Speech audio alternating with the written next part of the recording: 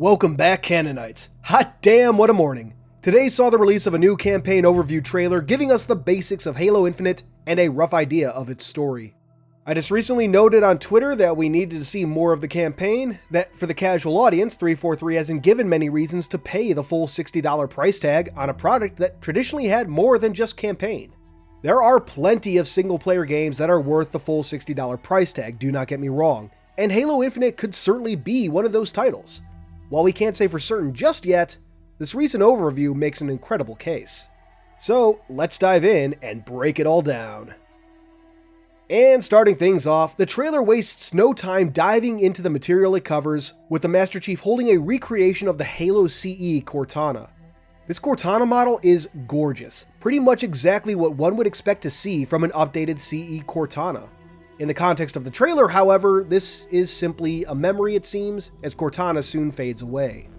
I love how the Chief just stares at his hand for a while before closing it, a beautiful example of the storytelling I want from Infinite.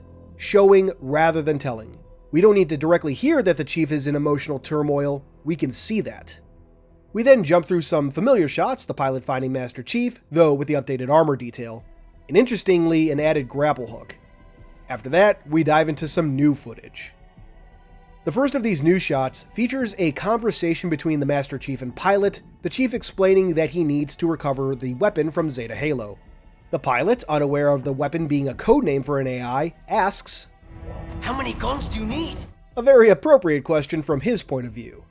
This moment, and others like it later on, show me that Halo's sense of humor remains intact for Halo Infinite, mixing goofier moments with more serious set pieces. After that, we see the Chief jump straight from a Pelican to the Halo's surface, basically going full Captain America, and I love it.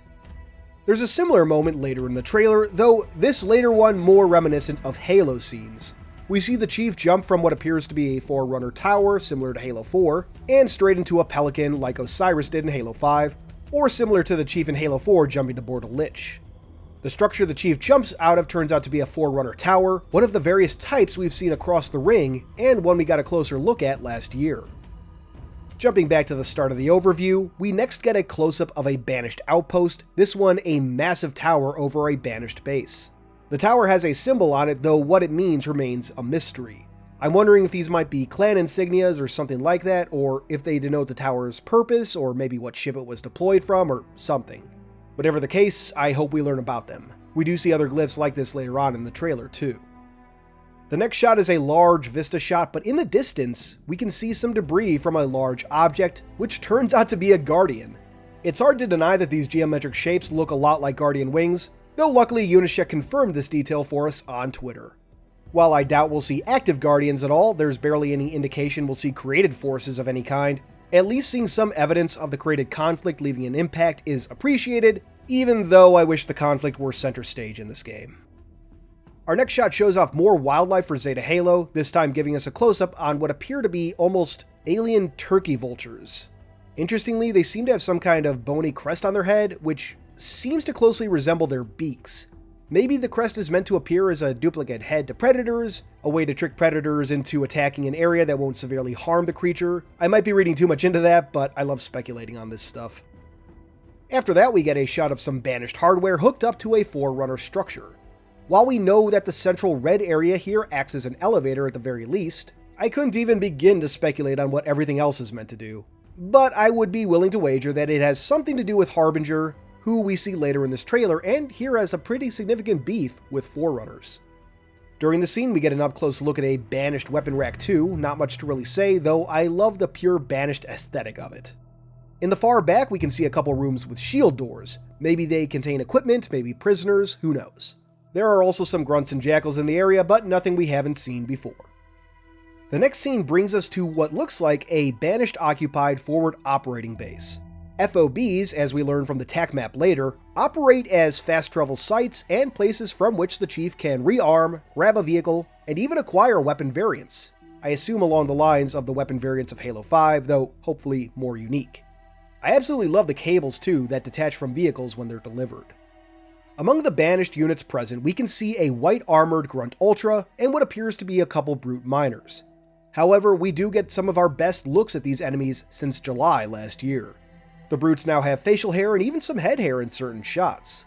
We can also see during this an electrified grapple, which can stun enemies when it hits them. This is an example of the upgrades we'll have available to us as we progress through the campaign. We'll hit on that more a little later. Later in the trailer, we get our first look at a Jackal sniper in the game, holding the Stalker rifle, and a Banished brute forcing its way through a door reminiscent of Halo Wars 2. This moment seems to take place on a Banished ship, perhaps a continuation of the opening mission, in which the Chief seems to board a Banished vessel. This scene looks like it's introducing a new enemy class or something, so I would wager this takes place pretty early in the game. During this, we also get a close-up on the improved brute faces, and while we do see some facial animations during this reveal, here it seems they still haven't been fully implemented. Craig lives on, but with a new haircut. When this brute is killed, we can see in the distance what appears to be a hologram of Atriox, his only appearance in the game so far. Another shot gives us our first in-game look at Hunters, who seem to retain a lot of their 343 design, though with a shield more reminiscent of Halo CE, even being colored gunmetal gray just like CE. I do hope that we get some more Banished-styled Hunters in the final game like we see in the Mega Construct sets. Moreover, I'd love to see some different classes of Hunters, like what we saw in Halo Wars 2 or Halo 5 Warzone, but I'm not holding my breath. I do love the designs for these Hunters though. Getting back on track, the next shot we examine seems to show either an updated version of the July 2020 demo Playspace, or an area very similar. Needless to say, it looks great, especially the broken and burned UNSC ship in the area. I'm sure several people are curious whether this debris is part of Infinity or not, but I'm personally of the mind that it's too small to have come from the Infinity. Skipping forward a bit, we come to some new shots of the weapon and some new dialogue. We first find her in that same location we saw during the E3 footage this year, where she confirms she hasn't been in contact with the Chief for 6 months, which would imply that the Chief was floating in space for 6 months. That would make his suit's survival mode an incredibly important and capable feature, given that Mjolnir traditionally only held 90 minutes of air. Gen 3 Mjolnir, at the very least, can seemingly put its user in a state of suspended animation. As a quick aside, this kind of opens the door to James 005, a Spartan 2 seemingly lost to the vacuum of space during the fall of Reach, surviving. If Mark V had this survival mode, James could be alive somewhere, or at the very least it opens a door for 343 to bring him back, which I know several fans have been curious about for years. Back on topic though, through the rest of this trailer we get several funny moments from the weapon, along with some more serious ones. At one point she asks why Cortana needs to be deleted, her ignorance a perfect way to fill in vital backstory as needed so new players aren't lost. The weapon is an audience surrogate as much as she is a main character. Surprisingly, we actually got a shot of the Empress Cortana, or Pax Cortana, or Original Cortana, whatever you want to call her.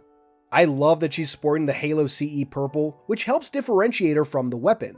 She also seems to have more visible lines of code flowing on her body, something she kinda lacked in Halo 5. In this scene, Cortana is staring at some sort of space station. It's hard to tell, but I think this might be Forerunner, and moreover, I believe this may be the Auditorium.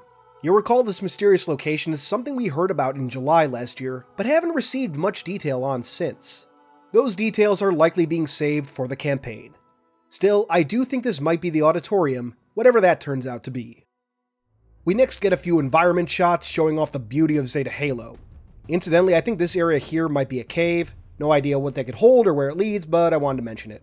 Regardless though, this game is looking gorgeous.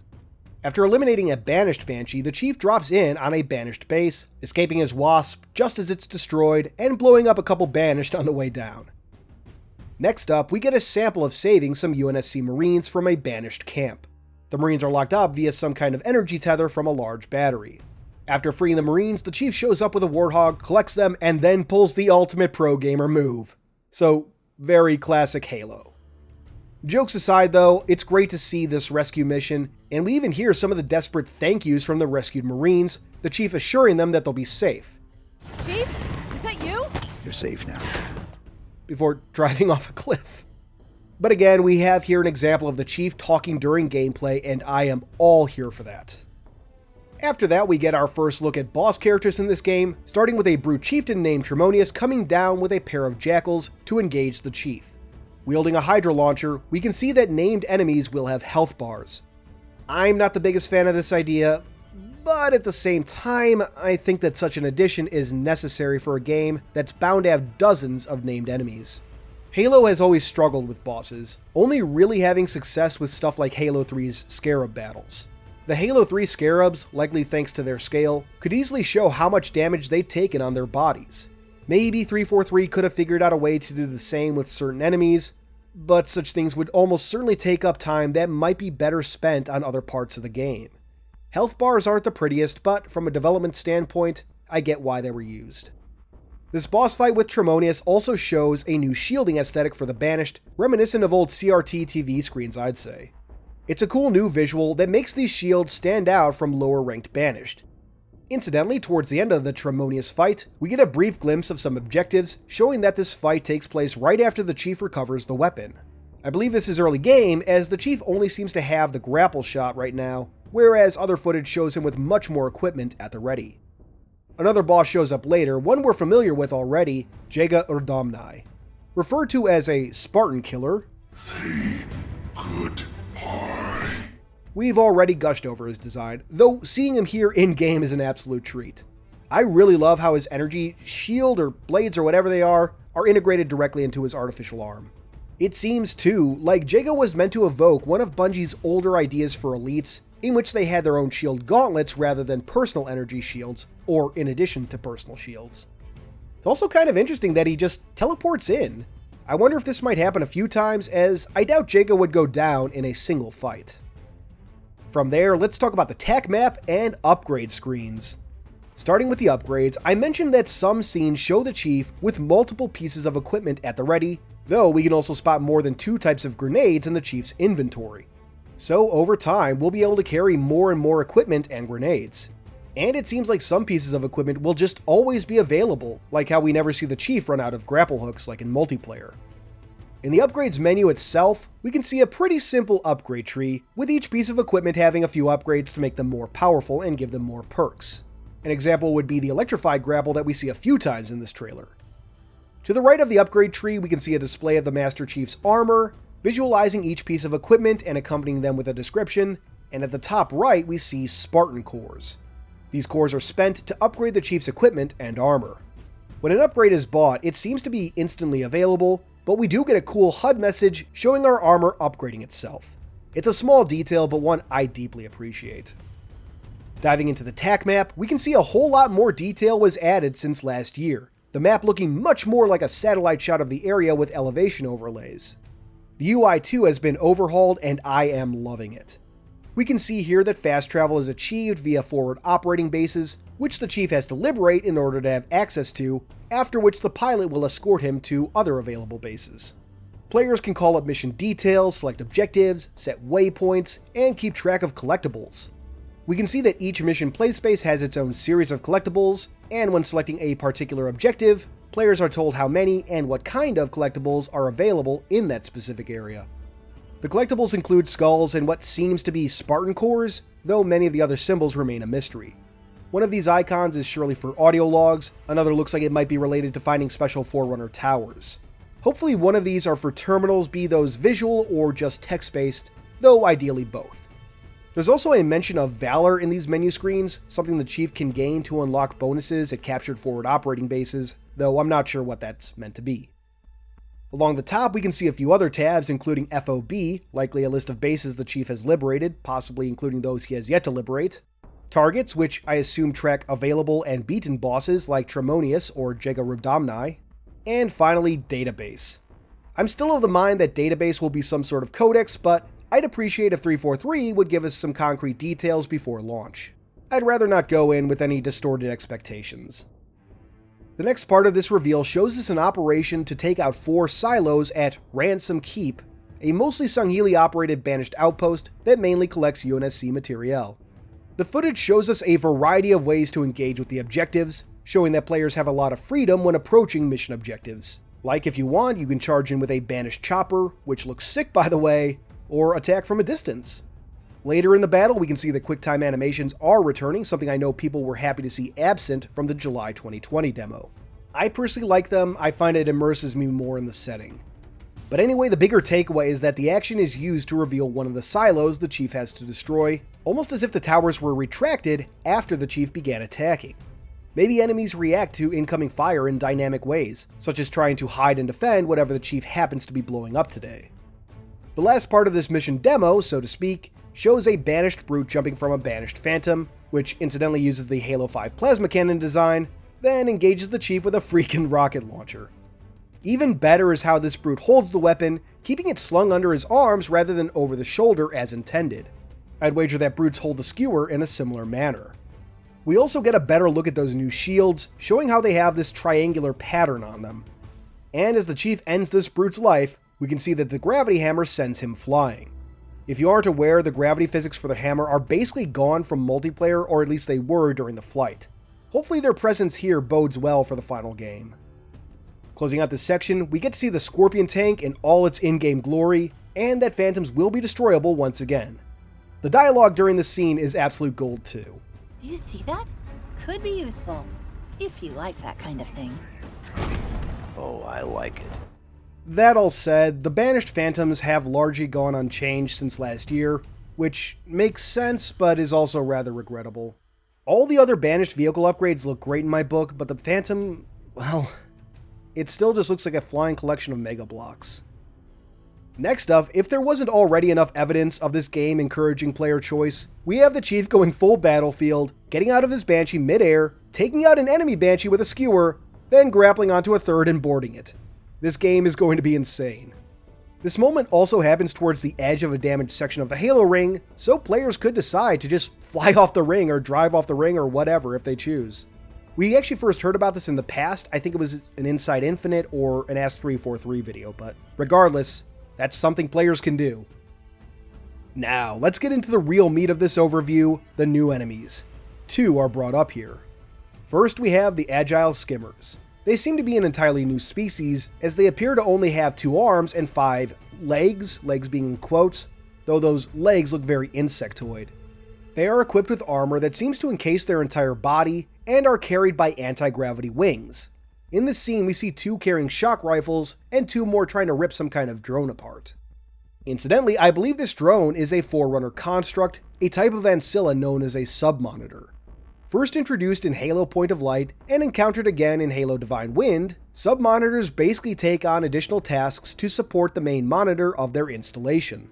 The ones encountered on Zeta Halo and Point of Light were described as more spherical than typical monitors, so I do think this is a sub-monitor here being torn apart. As for the Skimmers, it's hard to say much more about them, but given their unique armor and designs, I don't believe they're any new Covenant Fringe species, but something directly related to our new big bad, Harbinger. Maybe 343 shouldn't have directly shown her off, but she's here regardless, and we're definitely going to talk about her. Starting with her armor, I think there's a very obvious similarity between her and the Skimmers, and Harbinger additionally seems to have insectoid legs like the Skimmers. Maybe the Skimmers are males of the Harbinger species or something. Anyway, Harbinger seems to have a grudge against the Forerunners, which seems to extend to their chosen successors, saying that The Forerunners' lies are at an end. What that specifically means is anyone's guess, though it's not surprising given what we know of the Forerunners.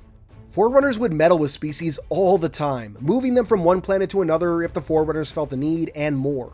I wouldn't be surprised if Harbinger had a legitimate, if misguided, grudge against the Forerunners. Now, there's been a lot of speculation on what Harbinger is. Some suggest she might be a female Sanshayun prelate, a genetically enhanced prophet warrior. I'm personally doubtful of this, as she shares little in common with Sanshayun, short of her slender frame. Her neck is far too short, she has 4 fingers rather than 3, and either digitigrade or undulagrade legs, whereas Sanshayun have more familiar plantigrade legs. It also looks like her mouth is made up of multiple parts, very insectoid, but it's hard to see. As prelates are created using genetic augmentation, her appearance could be a result of that, but I think going through all of this just to hide a prelate is a bit overboard and far more complex than 343 likely intends. Remember, 343 want new and old players to go into this game basically on the same footing with minimal foreknowledge. So I'm fairly confident that Harbinger is a new species. Others have speculated that she might be a precursor construct, which isn't impossible, but I think that would probably bring in a little too much EU baggage for 343's taste at the moment. Maybe there is some precursor connection that will be revealed.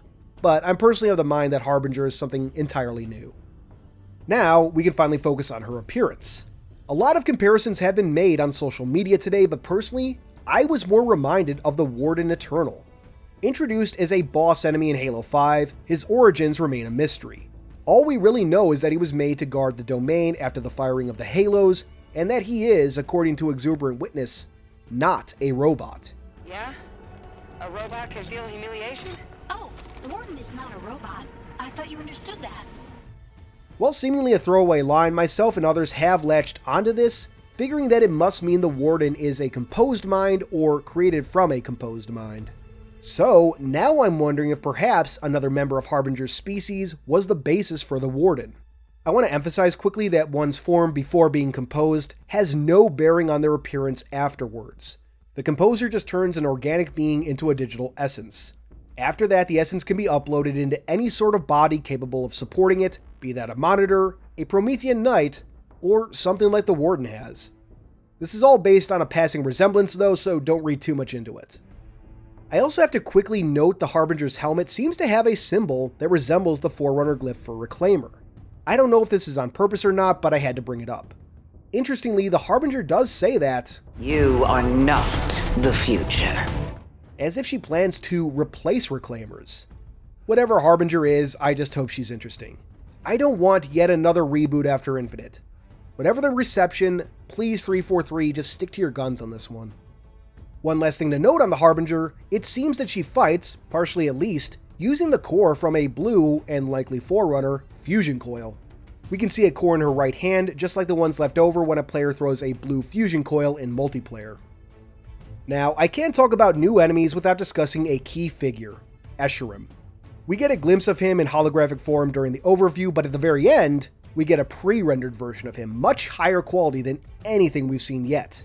Maybe this is from some marketing we've yet to see, maybe it's from a live-action commercial, or alternatively, maybe this is from a pre-rendered prologue like we got with Halo 4 and 5. It's hard to say just yet, but damn does this shot look great. Whatever it's from, I'm hyped. For now though, that should bring this breakdown to an end.